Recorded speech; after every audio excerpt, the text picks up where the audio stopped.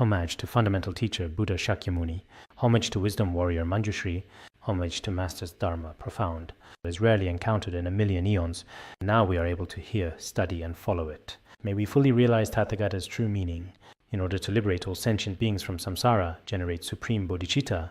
Now we continue our teaching on the words of my perfect teacher. This foundational preliminary practice of the great perfection tradition. At this point in our study, we are examining the profound teaching on the impermanence of human life, which is one of the essential contemplations for developing genuine renunciation and spiritual urgency on the path to enlightenment. Whether we are teaching on the impermanence of life or other spiritual guidance methods, this time we will present them through scriptural citations, case studies, and detailed narratives. I personally believe that when giving Dharma teachings, it's best to include substantial content. There should be more material to cover. This approach allows for a comprehensive understanding, as the teachings become richer when supported by authentic sources and thorough explanations. Nowadays, some people in the world genuinely hold this particular view. For example, whether writing a comprehensive book or giving insightful Buddhist teachings, it is generally better to keep it concise and brief so that people can more easily accept it. Some people have told me this before. They said it's best not to translate very thick books, otherwise no one will read them. And also it is important not to write very thick, extensive books, otherwise it is highly probable that no one will truly read them either. When teaching, it's better to say less, otherwise people won't be able to take it in. But this is how I see it. Considering the vast and profound content of Buddhism, as boundless as the ocean, one could genuinely say that the profound Buddhist teachings we have diligently received are not even a minuscule fraction, perhaps not even a millionth of a single drop, when compared to the immeasurable vastness of the entire ocean of wisdom. Therefore, if we still find ourselves feeling that the depth and breadth of this content are overwhelmingly too much to grasp, or too broad to encompass, then I do not believe that such a perception is entirely accurate or justified. If we're talking about some worldly, superficial language, or things that are truly meaningless, we should conscientiously try to say as little as possible. It's best not to spend too much time on these things. But when it comes to Buddhism, for our own mental continuum, the longer we habituate ourselves to it, the better.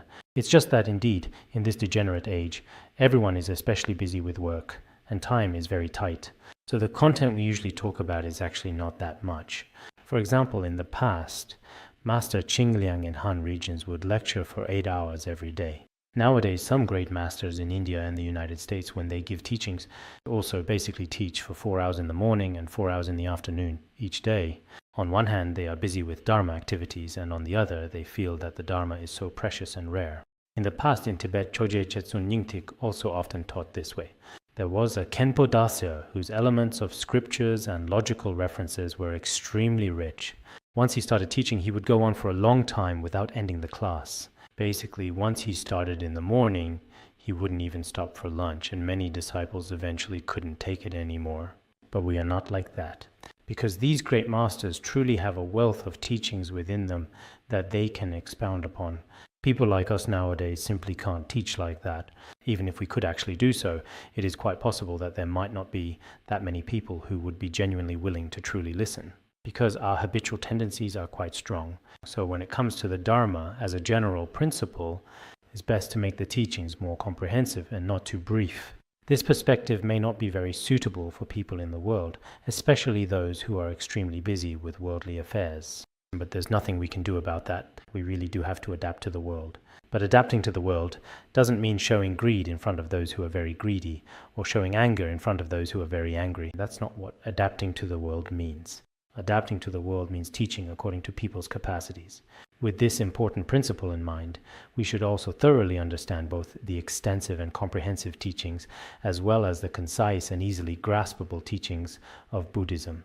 Everyone should diligently study these profound teachings and be able to genuinely accept and integrate them into their lives. This time, as we discuss impermanence, we will continue on to the next topic. Simply contemplating death is not enough, because at the moment of death only the Dharma is truly beneficial. Therefore, we must always maintain right awareness and mindfulness. We must deeply realize that all the trivial matters of samsara are neither permanent nor substantial. We should constantly remind ourselves to practice the true Dharma. Here it has already been stated that merely knowing about the impermanence of death is not enough. What is most fundamental and essential is that we must practice. Only then, at the moment of death, will it truly benefit us, so that we will not fear death. And after death, even throughout all future lives, it will have great significance for the brightness of our future. Only then will our practice be truly meaningful. Many people only contemplate the impermanence of death, thinking, oh, I will die, but that's not enough. What will we do after we die? The road ahead is so long. Throughout this long and often challenging journey, only the true and authentic Dharma can truly accompany us. Indeed, in this transient world, only the true Dharma steadfastly stays with us, providing constant guidance and solace. All other things, children, wealth, fame, status, and all the various worldly glories and riches, absolutely will not follow us. The only thing that follows us is our merit. But if some people fail to accumulate merit while they are alive, they will deeply regret it at that time. Only merit can save me, yet I have not cultivated it. Master Shantideva also said this. At the time of death, only merit and virtuous roots can save me from the abyss of samsara. But when I was in the human world, I was indeed preoccupied with the 8 worldly concerns and did not practice well. If you do not practice, then do you know what your fate will be after death? Sometimes I truly ask myself from the bottom of my heart, although I have practiced some teachings, I have not truly practiced like the great masters and accomplished practitioners of the past. So after I die, what will my destination be? I often have this question. Everyone present here must have it too. Each of you, think about it. If you leave this life without having done virtuous deeds, that would truly be a great pity. Not knowing where you will go after death, at that time those without virtue are truly to be pitied. In the Treasury of Good Sayings, Sakya Pandita says this, we who are deeply burdened by karma fundamentally do not know what will happen after we die. We do not know our own destination after death. At that time, truly, those who have not practiced virtuous deeds are very pitiable. Therefore, we must understand now, while we are alive, we must practice virtuous deeds. There are also many teachings about practicing virtuous deeds. The ancients, especially Mahayana Buddhist practitioners, truly spent as many years practicing as they lived. But nowadays, in society, not to mention ordinary lay people, even those individuals who are relatively well known, widely recognized, or possess a significant and established reputation within the realm of spiritual practice, actually spend very little time on practice. Therefore, it is absolutely essential that we conscientiously set aside a dedicated amount of time each and every day for consistent and deliberate practice. This is something we absolutely must do, so we must always maintain right awareness and mindfulness. If you lack right awareness and mindfulness, you might forget. Although some people, when at Buddhist institutes or in front of their teachers, feel very eager to practice during lectures, if they lack right awareness and mindfulness, they will soon forget. Therefore, we must always remember that all the trivial matters of samsara truly have no real meaning and no real substance. Their very nature is non-existent. We should always remain in a state of renunciation. Begin to urge yourself, supervise yourself, and frequently observe yourself. This is very important. The only thing truly beneficial is to practice the Dharma of liberation. I remember in the Treasury of Pith instructions, it says, the seemingly trivial and often mundane matters of this earthly life will never truly be finished, even at the very moment of death. They perpetually rise and fall, much like the gentle, ceaseless ripples upon the surface of calm water. No matter how diligently and extensively we pursue these numerous endeavors and responsibilities in this fleeting life, by the inevitable time you finally succumb to death, most of them will regrettably remain utterly unfinished. So, the countless trivial matters of this world perpetually rise and fall, truly no different whatsoever from the continuous, undulating ripples on the vast expanse of water. Consider carefully whether they are of any use at the time of death. From now on, we should practice the Bodhi path of liberation. Therefore, we should ask ourselves, at the time of death, will all these worldly matters be of any use to me? We should deeply contemplate and observe this profoundly. If you truly feel that all the various things we are doing now, all our worldly actions and endeavors, are of no use to you at the time of death, then from today onward, you should change your direction and aspire for liberation, seek the path to enlightenment. Indeed, from the perspective of liberation, this is very important. But I often think, let alone the profound teachings in the Vajrayana or Middle Way, even the principles taught in the teachings on impermanence, many people in the world today probably cannot readily accept them because they are truly too profound. It is quite difficult for them to seamlessly integrate these profound concepts into their daily lives.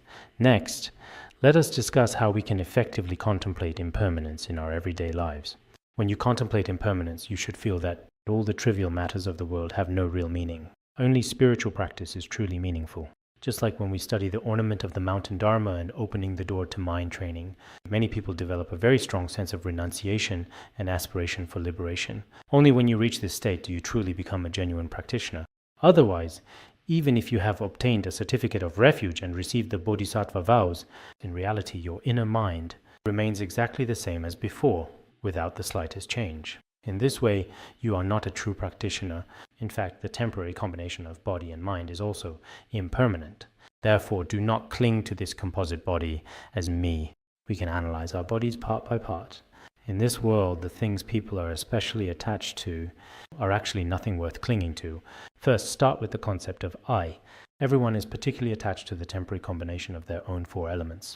But in reality, this too is just a temporary aggregation, a collection of various aggregates coming together.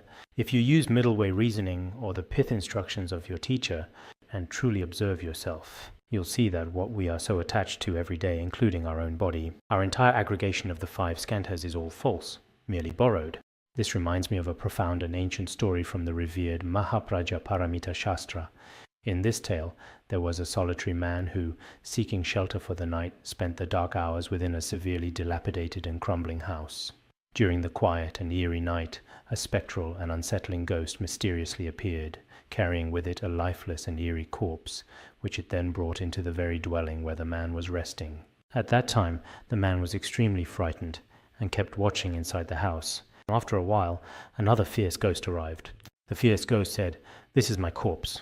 The two of them started arguing. The first ghost said, "I brought it here." They kept arguing endlessly and without resolution, and eventually said, "We really cannot settle this matter between us. There's a person present here. Let him decide this." The man was extremely frightened in his heart.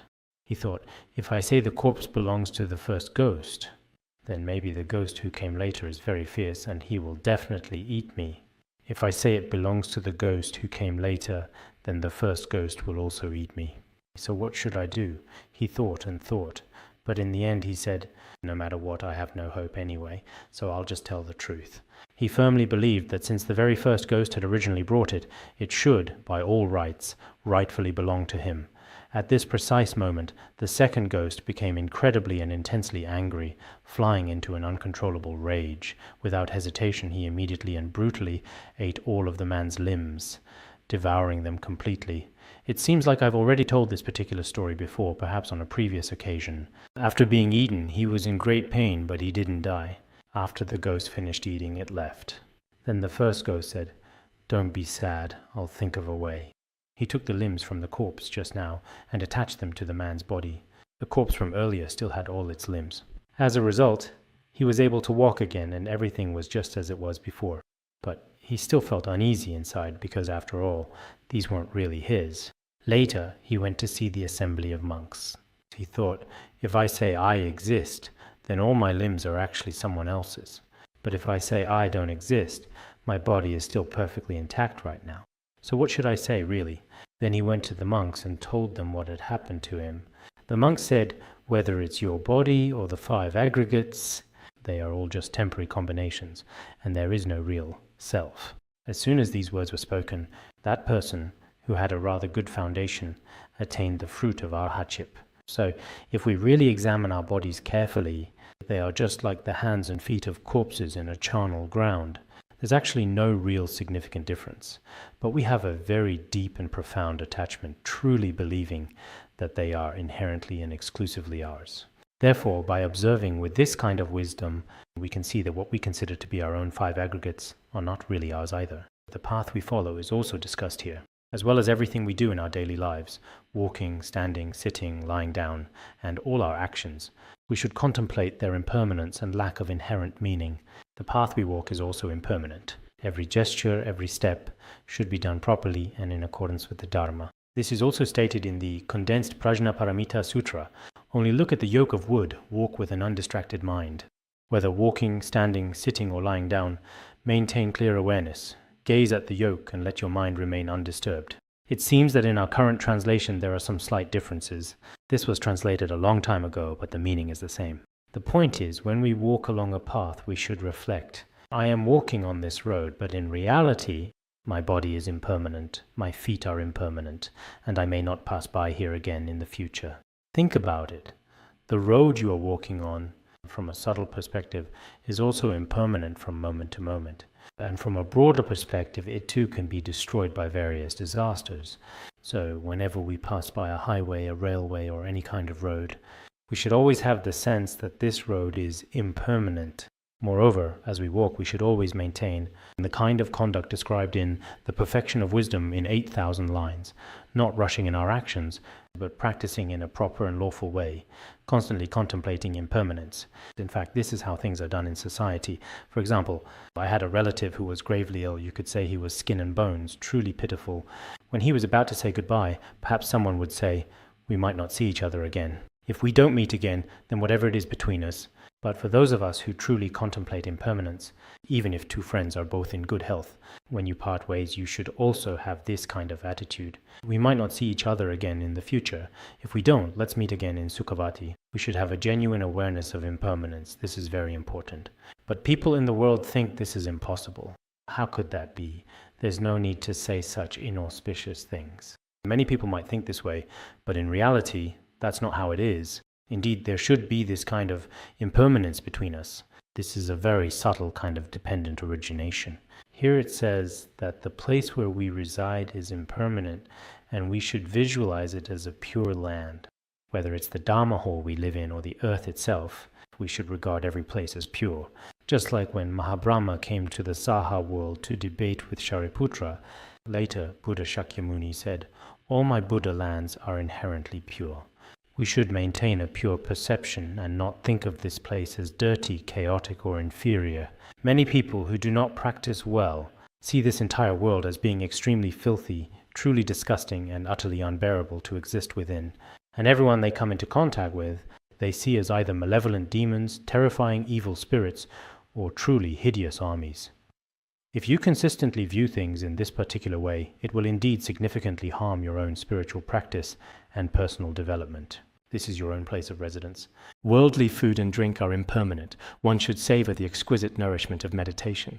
In our daily lives, when we partake in food and drink, if we have some level of spiritual attainment, we should enjoy them through the experience of meditation. In the past, many dakinis came before Jetsun Milarepa to offer him food and drink. They said it was to accumulate merit and requested the master to joyfully accept their offerings. Later, Milarepa said, "I do not need to accept worldly clothing, nor do I need to accept worldly food and drink. I rely entirely on the exquisite nourishment of meditation to sustain my life." If we could attain such a state, of course, that would be ideal. If we do not have such attainment, then at least keep things relatively pure. I have always emphasized before that when we eat our 3 daily meals, we absolutely shouldn't at every single meal have a frog for breakfast, a poisonous snake for lunch, and a chicken for dinner. This is a crucial point to remember. Nowadays, people in the world don't just eat 1 or 2, it's countless, especially those who live by the sea.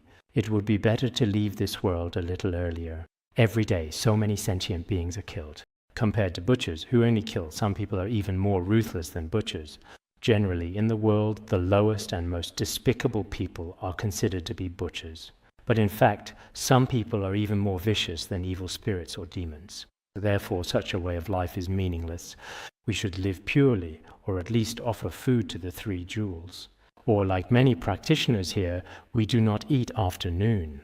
If you refrain from eating afternoon, it must be out of reverence for the 3 jewels, otherwise you wouldn't do it. So with such a pure mind, we lead a pure life. This is also one of the practices of impermanence. Lying down and sleeping are impermanent. We should transform confusion into a state of luminosity. Even sleeping at night is actually impermanent. If we go to sleep in a state of ordinary greed or anger, then we are likely to experience dreams that reflect these negative emotions. Then it has no real meaning. Even if you are dreaming, it is still very much within a state of profound confusion and uncertainty. If you have attained the generation and completion stages of certain tantric practices, you abide in a state of luminosity. If you have not accomplished this state of luminosity, you should visualize the Buddha surrounded by halos of light. With this kind of dedicated practice, you can truly sleep peacefully. Material wealth is inherently impermanent. Therefore, we should instead rely on the profound 7 noble riches. When we possess these riches and treasures that wealthy people have, people tend to be especially attached to them, but they are also impermanent. We should possess the 7 noble riches. The noble ones accumulate this kind of wealth. That is to say, faith, wisdom, a sense of shame, and a sense of conscience, as well as moral discipline, profound generosity, and so on. These are indeed the true and lasting riches of the noble ones. However, worldly people, in their pursuit of material gain, tend to place great importance on contaminated wealth, which ultimately brings suffering and dissatisfaction. Some time ago, a few lay practitioners from Taiwan went to a monastery for a consecration ceremony. Among them was a fellow villager whom I used to know. She had decorated her entire body in a very extravagant way. She wore gold rings all over, and her neck was adorned with many pieces of gold, one after another. Her whole body was especially lavishly adorned. People said that what she was doing was a bit wasteful. If you really dress up like that, you wouldn't see such a thing internationally. I heard that people talked a lot about her behind her back, though perhaps not to her face. So some people with less sophistication or lower standards think that things like fine clothes, luxury cars, and houses are signs of success in this world. However, those who are more advanced in spiritual practice with higher realization regard these things as nothing more than ordinary rubble. In their eyes, these things simply don't matter at all. Whoever possesses pure discipline, pure faith, and a sense of shame and remorse, these are the true riches of the noble ones, and such wealth is widely praised. Therefore, as practitioners, it can be quite difficult not to go along with the ways of the world. However, the main point is that when one's practice reaches a certain level, one will value the 7 noble treasures. Relatives and neighbors are impermanent. One should seek solitude to inspire renunciation. Relatives, friends, neighbors, clans, and cities, all these are impermanent. Spending all your time catering to them is ultimately of no real benefit. One should distance oneself from these cities and bustling places, and instead go to pure and quiet places. Whether in a monastery or a retreat center, one should diligently engage in practice. When you arrive at such a tranquil place, a sense of renunciation will naturally arise. At that time, you will cherish your time. In fact, treasuring time is extremely important. Because if we do not value our time and do not practice well now, we may not have the opportunity in the future. So right now, our time is limited. In the past, Master Yi Yuan of the Ming Dynasty once said, "The Western Pure Land is not far away. Human life is impermanent, just a breath away." Limited time should be cherished. If you waste this life, it will be hard to rise above in the future. Therefore, our limited and precious time in this existence is truly invaluable. Those individuals with profound wisdom should recognize its immense worth and diligently treasure every moment. Once we lose this incredibly rare and uniquely fortunate human body that we currently possess, there truly may never be such an extraordinary opportunity again. After we eventually lose this human body, what kind of being we will truly become in the afterlife is indeed quite hard to definitively say. That's why we must develop a sense of renunciation right now. We should always feel that this precious human life is extremely precious. In fact, some people who have just left the lay life and become monastics do possess this sense of renunciation. But this renunciation needs to be maintained steadily over the long term. Otherwise, the initial sense of renunciation may not be very reliable. Fame and status are also impermanent. We should always remain humble and in a low position. If we examine carefully, our reputation and status are all impermanent. Therefore, as a true practitioner, one should not seek after fame or desire many positions of status. In the workplace, people nowadays live very exhausting lives. Just for a little bit of fame, they keep competing, which is also very tiring. If it benefits sentient beings, then having some reputation is acceptable. If it does not benefit sentient beings, then just like the great masters of the Kadampa tradition in the past, even though they possessed immeasurable inner merit, outwardly they remained unknown, quietly practicing and doing good deeds. Our words and conversations are impermanent. We should urge ourselves to recite mantras and scriptures. Usually, we engage in idle talk that is meaningless. If we have time, we should encourage ourselves to recite mantras and scriptures. This is very important. Remember, in the Treasury of Pith instructions, it talks about eliminating 6 major errors of the mind. One of them is being warm and enthusiastic toward friends and family, but not toward your teacher or Dharma companions. This is a major mistake, constantly speaking idle words, yet not reciting scriptures or mantras in daily life. This too is a major mistake. Not practicing the true Dharma, but instead seeking the 8 worldly concerns. This is also a major mistake. There are many such mistakes mentioned. Nowadays, for many people, if you ask them to recite a mantra, to chant Guru Rinpoche's name 10,000 times, they feel it so long, and after an hour of chanting, their heads start to ache and they feel exhausted. But if you ask them to gossip, especially to talk about others' faults, they could go on for 3 or 4 hours and still feel it's not enough. Some people even stay up late just to talk about these things. This person is bad, that person is bad, and so on. So our afflictions are indeed quite deep-rooted. We should be able to observe this in ourselves. When we do good deeds, it feels like climbing a mountain, very tiring.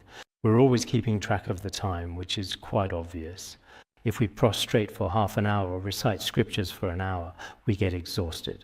But if it's something worldly that we're asked to do, we probably wouldn't feel this way. Therefore, when practicing virtuous deeds, we must have perseverance and diligence. Because when it comes to committing negative actions, you're so capable and courageous. Why can't you apply that to virtuous deeds and discipline your own body? This is how we should act. Next, it's said that even faith and renunciation are impermanent. We should strive diligently to make our vows firm. Our faith and renunciation, although they may temporarily rely on various conditions, we may feel especially full of faith and renunciation, thinking, from now on, I'll never go home again, never set foot in the mundane world again, at the very beginning. But we still need to observe ourselves for a period of time. Otherwise, after a while, our faith may completely dissipate like smoke, and our sense of renunciation may also vanish without a trace. At that point, we might even feel embarrassed about the bold statements we made before. Therefore, in order to strengthen our renunciation and faith, we must frequently pray to the Guru and the 3 jewels. In addition, we need to uphold a firm vow to keep ourselves steady. In this way, such faith can be sustained over the long term. All our thoughts and distractions are impermanent. We should cultivate a virtuous character. Sometimes, especially among those in academic circles, or among those who enjoy analyzing and contemplating, they may think, this isn't right, that isn't right either. Their capacity for discriminating thoughts becomes especially strong. But this too is impermanent. What we need most is to cultivate a virtuous character that tames our own mind. Having bodhicitta and compassion, such qualities of character are very important. Or some people are eloquent and articulate, with excellent speaking skills. They talk a lot and have a vivid imagination. But whether this actually benefits sentient beings or oneself is hard to say. All of these are impermanent. What is most needed is the virtue within our own hearts, to plant truly meaningful seeds in the alaya consciousness. Signs of realization and insight are impermanent. It is essential to reach the ultimate expanse of the Dharma realm. Sometimes during our practice, we may have good dreams at night, and various appearances may manifest during the day. Sometimes it seems as if we see light or encounter holy beings. All kinds of signs and temporary realizations may arise, but all of these are unstable, so you shouldn't get too excited.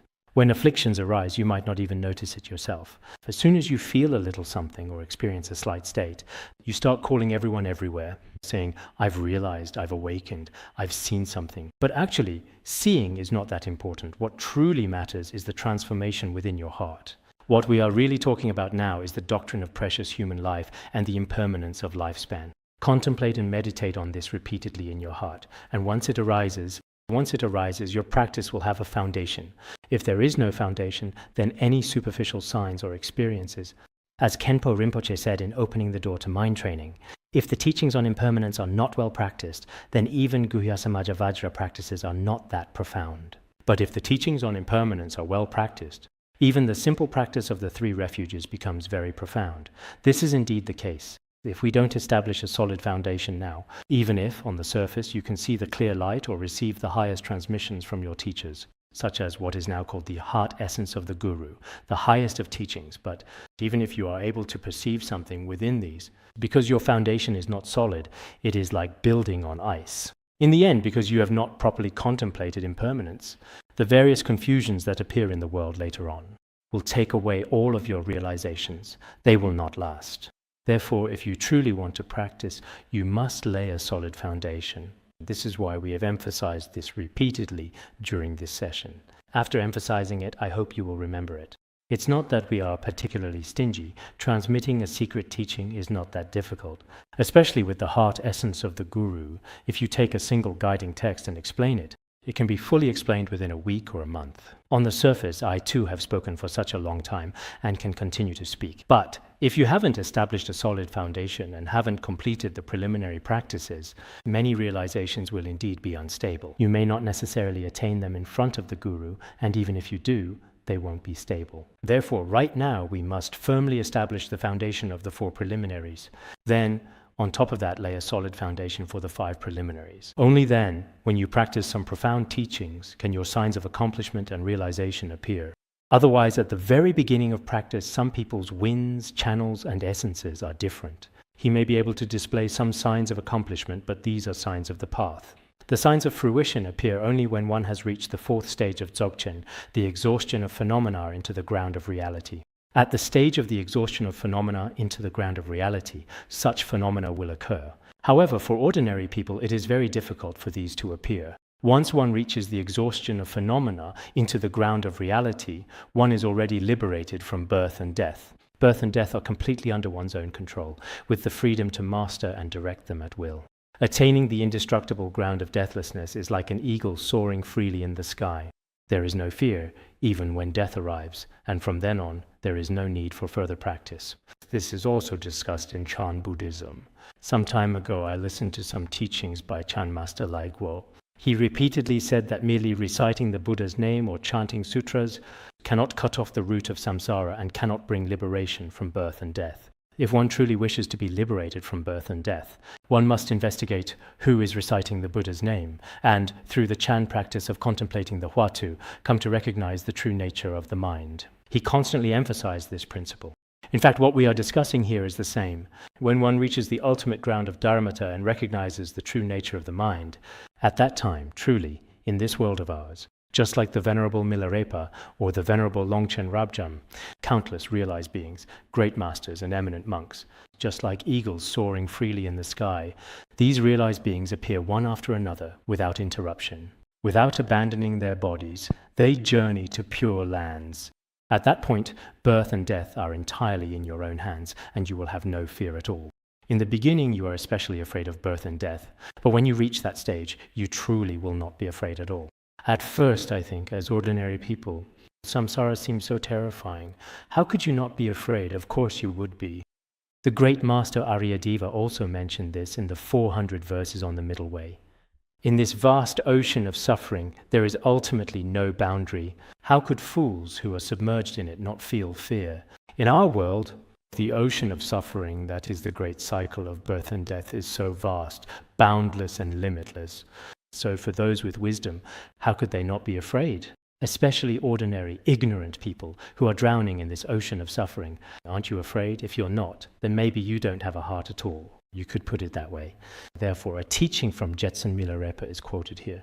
Just as Jetsun Milarepa said, "In the beginning, out of fear of death, I went to the mountains and repeatedly contemplated the uncertainty of death. Having attained the unshakable ground of deathlessness, at that time I was free from the fear of death." Milarepa said that at first, having committed many negative actions, I was especially afraid of death coming, because if I died before I had a chance to confess and purify my misdeeds, I would definitely fall into the lower realms, so I was extremely afraid. Later, I relied on solitary places for practice, and then relied on great masters like Mapa and others, receiving their pith instructions. Moreover, by repeatedly contemplating and practicing the teachings on the impermanence of life within those instructions, in the end I attained the unshakable ground of deathlessness, the fruition of deathlessness. At that time there was absolutely no fear of death. I think many Dharma friends are the same. In the beginning, coming from the city or from circumstances where they hadn't studied Buddhism, they started to enter the Buddhist path out of fear of death. After entering the Buddhist path, they devoted themselves wholeheartedly to study and practice. After a certain period, they gain some confidence in themselves, although they don't dare to say they can immediately attain realization like the great masters of the past. But for myself, Sai, if I hadn't studied Buddhism, I might have kept creating negative karma sooner or later. Now, on one hand, I no longer commit such terrible deeds. Plus, I've basically lived a pure life, studying the Dharma all my life. So when it comes time to die, I should have some confidence and not be afraid.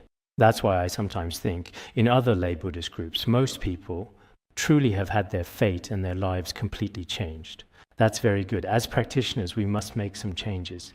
No matter whether people in the world see you positively or negatively, you need to change. As for what you practice yourself, just do your best.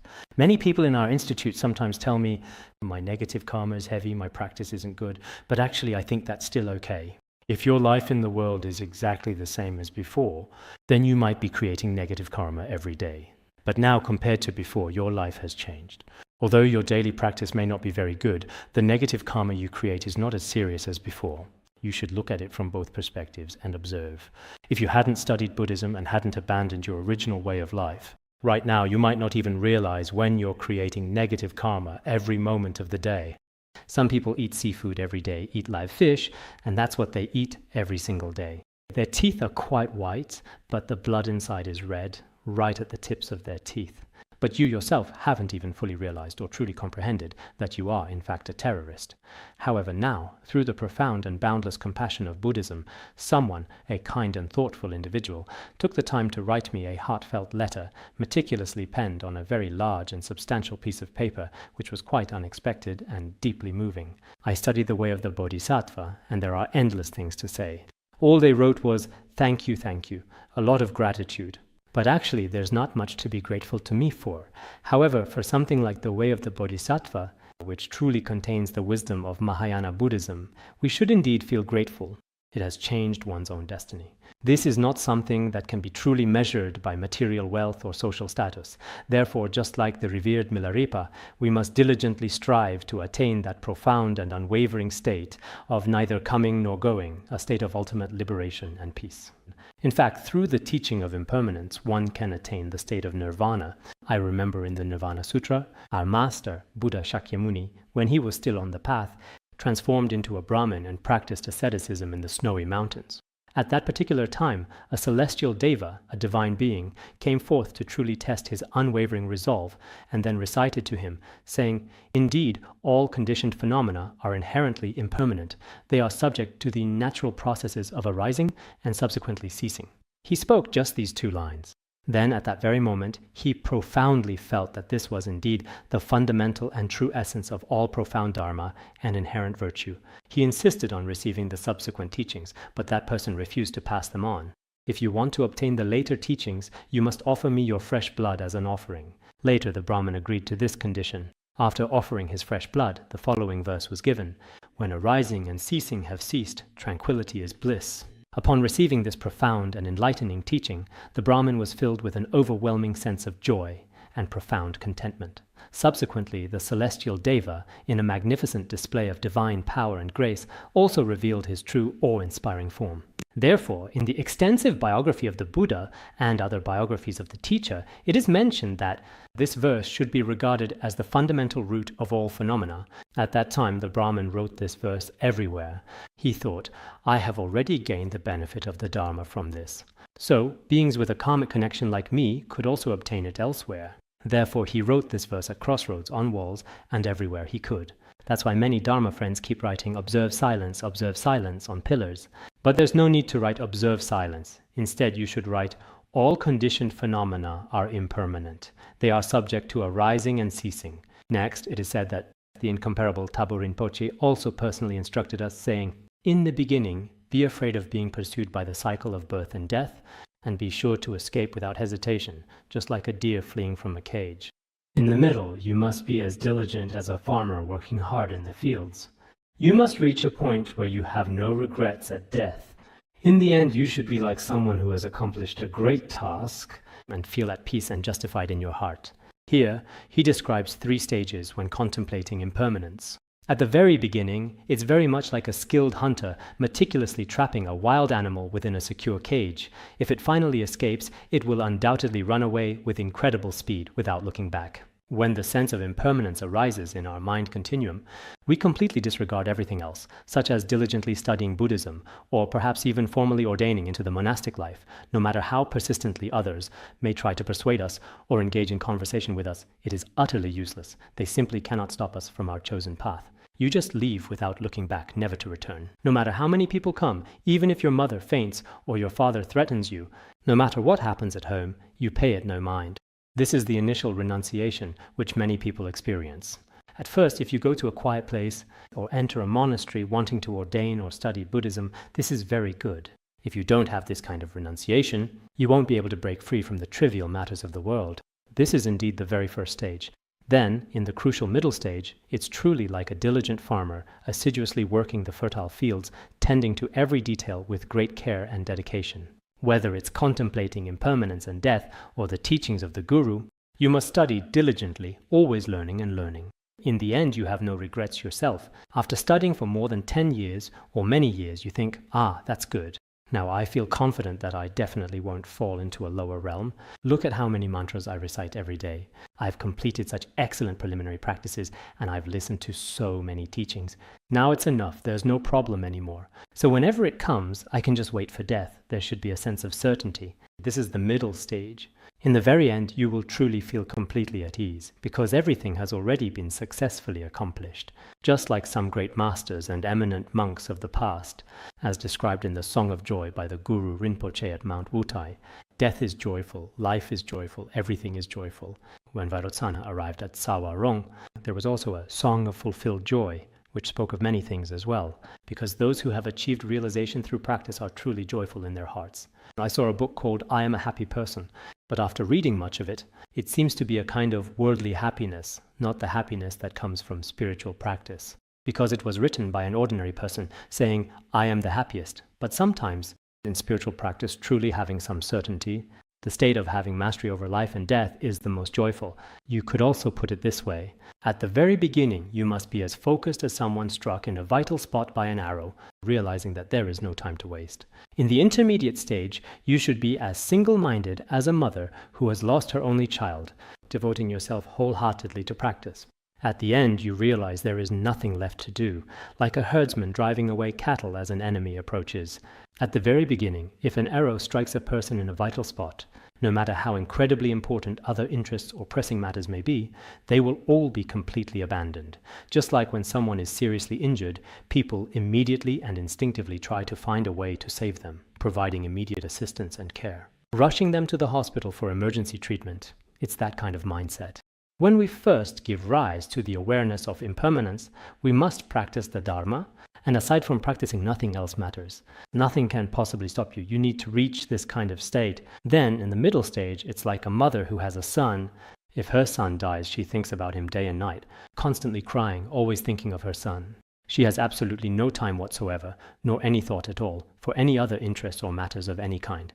In the same way, when we practice, we must be fully focused, practicing the teachings on impermanence, or the preliminary practices, or whatever Dharma you are practicing. This is the middle stage. When you reach the final stage, you have attained the highest state. At that point, there is no more effort or action. It's like being in a state of clarity and natural presence. This state cannot be explained by any other analogy. It's like a herdsman's entire herd of valuable cattle, all being suddenly driven away by relentless enemies, leaving him in a completely dazed and utterly bewildered state, utterly unsure of what to do next. Realization is not that kind of sorrow, though it may carry a hint of sadness. Here, it doesn't mean that realization is like someone losing their wallet and feeling especially heartbroken. It's not like that. But at that moment, there's nothing that can be done. All the cattle have been driven away. It's like being in an indescribable state. In the end, when you have practiced impermanence to its highest point, you reach a supreme state where there is nothing left to do. This is what you need to achieve. Before you develop such a firm understanding, you must focus solely on meditating on death and impermanence. That's why the great masters and accomplished practitioners of the past also continually meditated on death and impermanence. This is the reason for that as well. Before you reach this state, it's perfectly fine to keep meditating on impermanence. In the past, Puchung Geshe said, if you don't contemplate death in the morning, the whole day will be wasted. If you don't contemplate death at night, the whole night will be wasted.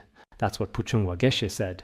If in the morning you do not take the time to deeply reflect upon the profound realities of death and the inherent impermanence of all phenomena, then the entirety of your day will regrettably pass by in a state of utter futility and meaninglessness. Similarly, if at night you neglect to contemplate the inescapable truth of death and the transient nature of existence, then the whole of your precious night will unfortunately be squandered and utterly wasted as well. So in our current practice, if we contemplate impermanence well, we will remind ourselves every day, In the past, Genoa Geshe also said, "If you don't deeply contemplate the profound nature of impermanence in the morning, you'll be easily swayed by worldly distractions at noon.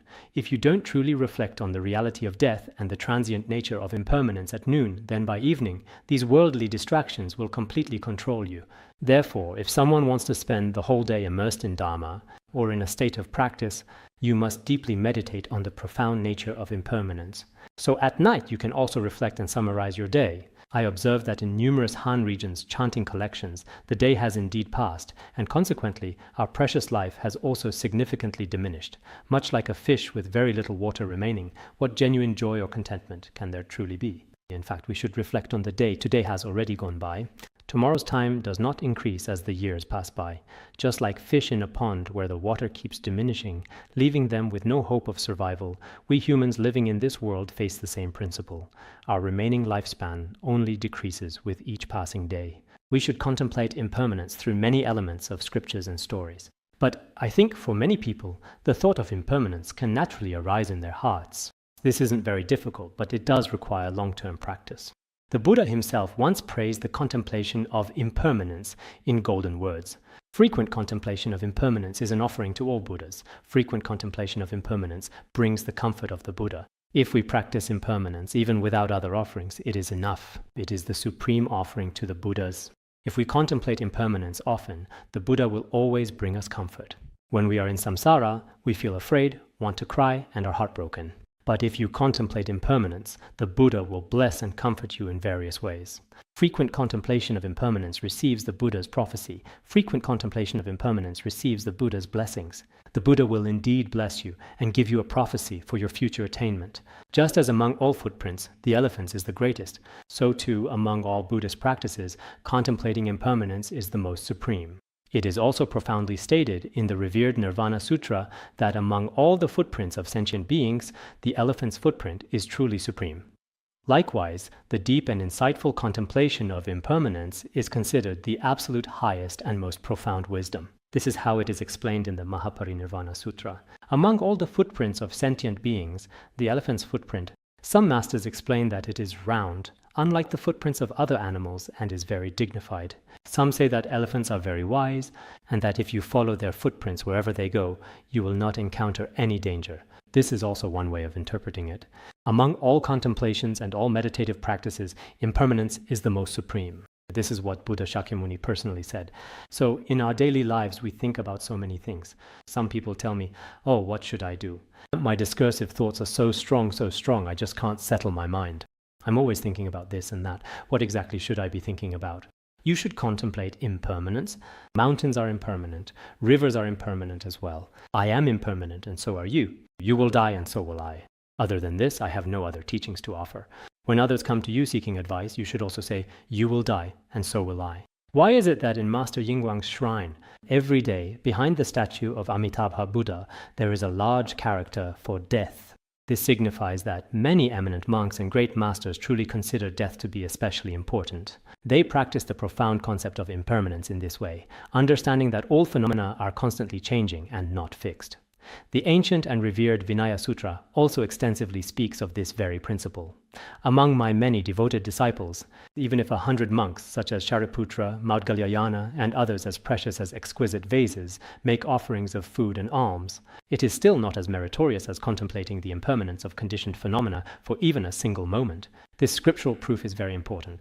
Buddha Shakyamuni said, "Among my disciples, just like exquisite vases or golden vases, which are valuable both inside and out. In the same way, disciples such as Shariputra and Maudgalyayana, within the teachings of Buddha Shakyamuni, were pure in their discipline and their practice, supernatural powers, and wisdom were also supreme. Among all the disciples, they were the most outstanding. At that time, there were very few like Shariputra and Maudgalyayana. Like them, in front of 100 bhikshus, all kinds of food offerings are made, as well as offerings of clothing and wealth. We might think that such merit is immense. Not to mention someone like Shariputra. Even nowadays, some people invite 100 bhikshus or 100 dharma teachers and believe that their offering of a meal brings them great merit. But in fact, if you can contemplate the impermanence of a single instant, contemplating the impermanence of a single instant is actually quite easy. Indeed, as we practice contemplating impermanence here, I hope everyone will do so regularly. This is not only a foundation for practice, but also brings especially great merit. I think that even if your discursive thoughts are strong within a single instant, it's still possible. In a single instant, a second or a minute, just reflect on it. Basically use the method of observation to reflect. When will I die? There is not a single being in the world who does not die. Everything is impermanent. You can observe through theoretical contemplation, or you can use pith instructions to practice as well. Everything is impermanent. If you think this way in your heart and reflect well, it is very easy. If you can do this every day, your level of practice will become very complete. Therefore, in the past, some great masters and accomplished teachers would contemplate impermanence before every practice session. Some lamas would contemplate Guru Yoga before each practice. Actually, all these pith instructions are very profound. This year I feel very happy. Why am I so happy? Perhaps many Dharma friends in the Han regions don't even understand the basic teachings. They don't really know which are the most profound and which are the most basic. Through this opportunity, I have explained these things to everyone. Whether you practice or not is up to you. Buddha Shakyamuni also said, I have already revealed the path to liberation to you. Liberation depends on yourself. Whether you practice or not is your own business. So this is the only way we have. There's nothing else we can do. It's impossible to do this for each and every person. Grabbing you by the chest and asking, are you going to practice or not? I also can't go and say this to everyone one by one. But I think for those who are sincere, since everyone here is reasonable, the principles of Buddhism are different from other kinds of reasoning. They are very easy for people to accept. People with wisdom can accept them, and even those without wisdom can accept them too. Just like in the preliminary practices, whether you are a wise university student or a PhD, if you have faith, of course for those without faith it might not matter much. But if you have faith, anyone would feel that this makes sense. Once you have faith as a foundation, it all makes sense. And even those without wisdom, illiterate people who have never studied, when they hear all phenomena are impermanent, they also feel it makes sense. Therefore, through the practice of Buddhism, we really need to frequently examine ourselves. Back in the Song dynasty, there was a man named Wu Xinshu. He was quite a remarkably talented individual and very wise, and at that particular time, he held a fairly high and significant official position within the government. He also practiced impermanence in his own way in daily life. Even people in the secular world have such practices. So how did he do it? He made a coffin and slept inside it every night, instructing his servants to call out when he woke up in the morning, Wu Xinsu, time to return, time to return. The three realms offer no security and are not suitable for dwelling. In the Western Pure Land there are lotus wombs awaiting. Time to return, time to return. This daily practice reminded him of life's impermanence and the urgency of spiritual cultivation. As the servant sang this, he would also knock on the coffin. Then, in the morning, Wu Xinshu would get up from the coffin and begin reciting the Buddha's name. It is said that when he passed away, while reciting the Buddha's name, there were very auspicious signs. So fellow practitioners, you should also make a coffin at home for your own practice. Building a coffin, people in the world think this is very inauspicious, but actually there's nothing to it. In the past, Geshe Potowa gave Geshe Ben Kungya a very special and truly unique gift, a precious piece of pulu, which is a traditional Tibetan woolen cloth. When the esteemed Geshe Potowa presented this gift, he thoughtfully said, My good friend Ben Kungya, today I am giving you my most precious gift. In the future, when you die, you can wrap your body in it. That's why today I am giving you this pulu. Ordinary people might be very unhappy about this. For example, when it comes to birthday gifts or New Year's presents, people usually say, wishing you a long life or happy birthday. They feel they should give the best possible gift. No one would say, you can wrap your corpse in this.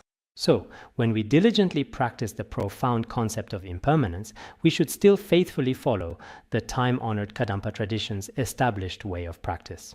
From this moment forward, we should regularly and consistently contemplate these truths, utilizing truly strong, profoundly impactful, and deeply resonant teachings. Whether you say it out loud or not. In any case, we all have to face it. Everyone does. When you truly face it, you won't be afraid. Otherwise, those who have never heard elements of scriptures on birth, aging, sickness, and death are just like ordinary people, especially pitiable. All right, we'll stop here for today.